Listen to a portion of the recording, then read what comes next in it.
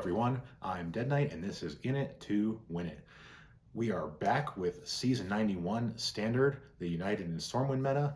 Don't forget to like, comment, and subscribe on this videos, and thanks for stopping by and being patient while we took a little break over the last few weeks. Today we are going to be talking about the resurgence of an old favorite deck of mine that I've hit Legend with previously, which is Big Warrior. So Big Warrior is a unique and fun deck that is going to start off with control and then end with cheating out some very large minions in the mid game that are just too much for your opponent to handle, and eventually control the board, get to your opponent's face with big cheated out minions and win the game. So the most important thing that enables this deck to exist is the loss of the potency of the one-turn kill quest decks. So the nerfs to Questline Shaman and most importantly Questline Warlock make bring Warrior back into the meta. So it didn't really matter if you controlled the board and then got big minions out if your opponent was then killing you without any interaction with your board through fatigue with Demon Seed. So when that happens, you're pretty much screwed. And that can still happen now. It's just way less likely. The meta is a lot more diverse. There's a lot more focus on board presence, and that's why Big Warrior is back in a big way. So the keys to this deck are the early game tools that Warrior has to stay in control. Most importantly is going to be Minefield. So this card is really going to help decks that are trying to get underneath you by taking out 2, sometimes even 3 minions with 1 2-mana card. So Minefield is great. It's been great for a while and we love it. Heavy Plate has replaced Shield Block. It's tradable. 3-mana card gives you 8 armor. So this card is not as good as Shield Block, but it gets the job done. It's great against decks like Mage that are trying to burn you down, and that extra 8 armor helps. It's great against Demon Hunter, who is also trying to one-turn kill you. Slowly gathering armor over time makes it very difficult for them to get enough damage to one-turn kill you. Heavy Plate's going to help a lot with that. Then you've got a few other board clears. Now, the build that I'm showcasing today, it's focusing a lot against Druid. So you're looking at some of these cards and you're saying to yourself, man, you got a lot of AoE board clears there. You got Rancor, gaining all that armor, killing low health minions. You've got Bladestorm, which can be single target removal if there's only 1 minion on the board, but otherwise is going to be a group board clear. And you got Brawl. You got all kinds of group, but where's the Shield Slam? How are you going to get rid of large minions? Where is the Coerce? How are you going to get rid of large minions like that? Well, honestly, there's not a whole lot of need to do that right now.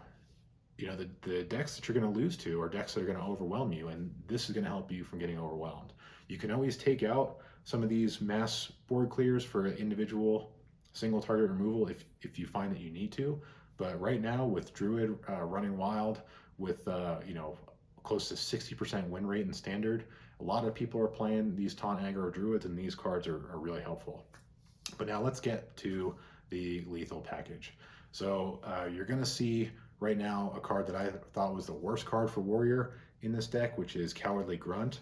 And even playing with this deck and having some success, I'm still thinking that Cowardly Grunt kind of sucks.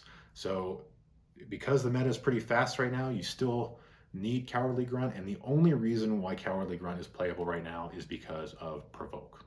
Provoke is the card that allows you to get your deck started with Cowardly Grunt faster, because you can play Cowardly Grunt, you can provoke it for 0 mana, kill one of your opponent's minions, and then get the recruit function. So obviously if you recruit a second Cowardly Grunt, that's really bad for you and often causes you to lose, just like I said, which is why I'm not entirely sold on Cowardly Grunt, even with as good as Provoke is. But right now, it's the only way to get your recruitment started on turn 6 instead of turn 7. Turn 7 with Commencement is ideal, but getting things started at an extra turn if you have Provoke helps a lot. So that's why we went with Cowardly Grunt right now. Hopefully things change where I can cut it, because I'm really not impressed with it, just as I thought. So the only advantage is it gets out earlier. And it comes with a disadvantage of making Commencement a little bit worse, because now you can Commencement out a Cowardly Grunt, and then you're basically wasting the taunt and the Divine Shield because they can kill it so easily with cheap cards. What you really want to do is Commencement out a Scrapyard Colossus or a Rattle Gore or a Troublemaker, or your other large minions. So those are the three that this deck is playing, and each one has its own great uses. Troublemaker is, just as the name implies, has been bedeviling opponents since it came out over a year ago. It's working out really well in all kinds of warrior decks. These tempo rush warrior decks play Troublemaker, big warrior decks play Troublemaker, even just regular control ones play Troublemaker, because those little ruffians that it generates, the 3/3s, not only can go face for a surprise 6 damage on a clear board, but also they can help clean up minions without using one of your big spells. So if your opponent plays a couple minions and they think that you're going to have to spend mana to remove them, and instead you get a Troublemaker out, you've got so much tempo, so much threat on the board, and it's really hard for your opponents to overcome. So Troublemaker is essential. Rattlegore, of course, is also essential. It's nearly impossible to get rid of. Even with Royal Librarian in the meta now, and people sometimes are running this for the tradables, and with a side of silence. There's very little silence in the meta. Almost nobody wants to play their Royal Librarian, especially on a Rattlegore. So, Rattlegore is going to stick around for a while. Very hard to get rid of. If you get it out early, it works kind of in the same way as the Raid the Docks quest line, where there's just so much resource for so little mana that it eventually just wipes your opponent out trying to manage it. So Rattlegore is a must. And then, your top of the top minion is Scrapyard Colossus. 7/7 taunt, dies, brings in another 7/7 taunt. So what often happens is if you're playing against an aggro deck or any sort of fast deck and you recruit a Scrapyard Colossus, the game's over. There's no way that they can get rid of 14 taunt damage and still have enough to get to you before you recover. So Scrapyard Colossus is a must because of the multiple taunts spread through a death rattle. It's just too hard for your opponents to break through.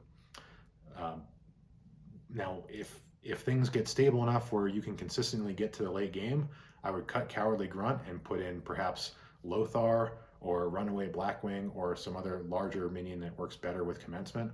But right now, with as fast as things are, Cowardly Grunt is helpful to get you into your endgame, even if it comes with all those drawbacks.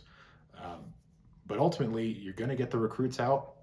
You've got a couple things to help you, like Bulwark of Azzinoth and Outrider's Axe to kind of get you over the finish line, draw you the cards you need to get going, and ultimately your opponents are going to have a hard time dealing with these huge minions coming out if they haven't killed you yet.